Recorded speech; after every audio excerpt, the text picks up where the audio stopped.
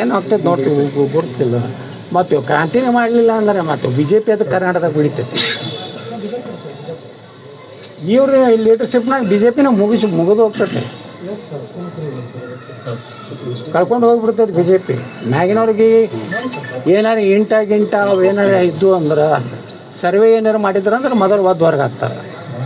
ಇಲ್ಲಪ್ಪ ನಮಗೆ ಇಲ್ಲೇ ಇವನೇ ಬೇಕು ಅಂದ್ರೆ ಇಲ್ಲಿ ಬಿ ಜೆ ಪಿ ಅಸ್ತಿತ್ವನೇ ಖಲಾಸ್ ಮಾಡ್ತಾನೆ. ಯಾಕಂದ್ರೆ ಮೊನ್ನೆ ವಿಧಾನ ಪರಿಷತ್ ನಾವು ನೋಡಿರಲ್ರಿ, ಯಾರು ಮೂರ್ಖರು ಜಗತ್ತಿನಾಗ ಎಮ್ ಎಲ್ ಎಗಳಿಗೆ ವಿಪ್ ಯಾವಾಗ ಇಶ್ಯೂ ಮಾಡ್ತಾರೆ, ಹಿಂದಿನ ದಿವ್ಸ ಮಾಡ್ತಾರಿಲ್ಲ, ನೀ ಇದು ಬಿ ಜೆ ಪಿಗೆ ಈ ವ್ಯಕ್ತಿಗೆ ಓಟ್ ಹಾಕತ್ತೇಳಿ.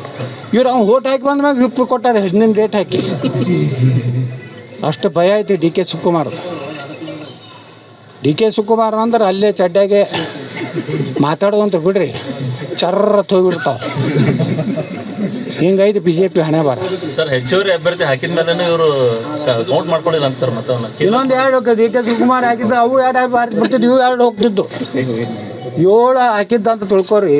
ಇನ್ನೊಂದು 2 ಹಾಕಿದ್ರೆ ಇವು ಬಿ ಜೆ ಪಿ ಅವು ಹೋಗ್ತಿದ್ದು.